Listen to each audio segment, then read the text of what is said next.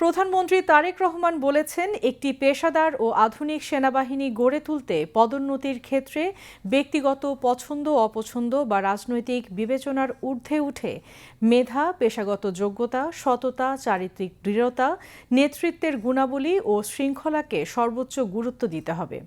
সকালে ঢাকা সেনানিবাসে সেনা সদর দপ্তরে প্রধান অতিথি হিসেবে উপস্থিত থেকে সেনা সদর নির্বাচনী পর্ষদ 2026-এর উদ্বোধন করেন প্রধানমন্ত্রী। দেশের স্বাধীনতা ও সার্বভৌমত্ব রক্ষায় সেনাবাহিনীর ভূমিকার প্রশংসা করে প্রধানমন্ত্রী বলেন, জাতীয় নিরাপত্তার পাশাপাশি অভ্যন্তরীণ শান্তি শৃঙ্খলা বজায় রাখা, দুর্যোগ মোকাবেলা এবং বেসামরিক প্রশাসনকে সহায়তা প্রদানে সেনাবাহিনী গুরুত্বপূর্ণ অবদান রেখে চলেছে। এজন্য তিনি সেনাপ্রধান সহ বাহিনীর সব সদস্যকে ধন্যবাদ জানান। অনুষ্ঠানে উপস্থিত হয়ে নির্বাচনী পর্ষদের উদ্বোধন করায় প্রধানমন্ত্রীর প্রতি কৃতজ্ঞতা প্রকাশ করেন সেনাবাহিনী প্রধান।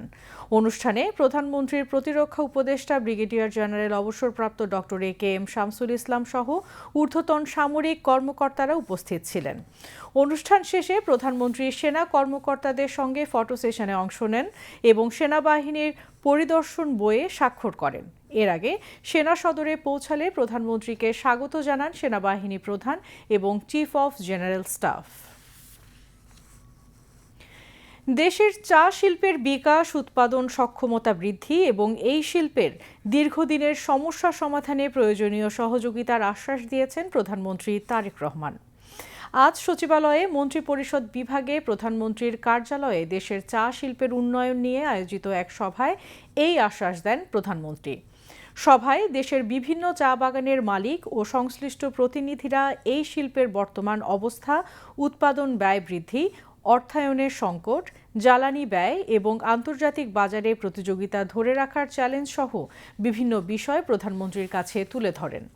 সভায় প্রধানমন্ত্রী চা বাগান মালিকদের বিদ্যমান ঋণের দায় সহজীকরণ এবং স্বল্প সুদে ঋণ দেওয়ার আশ্বাস দেন।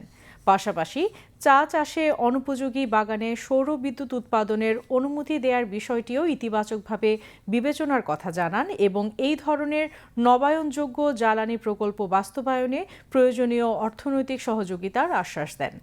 প্রধানমন্ত্রী চা শিল্পের বিদ্যমান সমস্যা চিহ্নিত করে কার্যকর সমাধানে সংশ্লিষ্ট মন্ত্রণালয়, বিভাগ এবং চা শিল্প সংশ্লিষ্ট কমিটির প্রতিনিধিদের সমন্বয়ে একটি কমিটি গঠনের নির্দেশ দেন। সভায় অন্যান্যের মধ্যে বিদ্যুৎ, জ্বালানি ও খনিজ সম্পদ মন্ত্রী ইকবাল হাসান মাহমুদ, ভূমিমন্ত্রী মিজানুর রহমান মিনু, বাণিজ্য, শিল্প এবং বস্ত্র ও পাট মন্ত্রী খন্দকার আব্দুল মুক্তাদির, ভূমি প্রতিমন্ত্রী মীর মোহাম্মদ হেলাল উদ্দিন, প্রধানমন্ত্রীর মুখ্য সচিব ABM আব্দুস সাত্তার সহ সংশ্লিষ্ট মন্ত্রণালয়ের সচিবগণ উপস্থিত ছিলেন।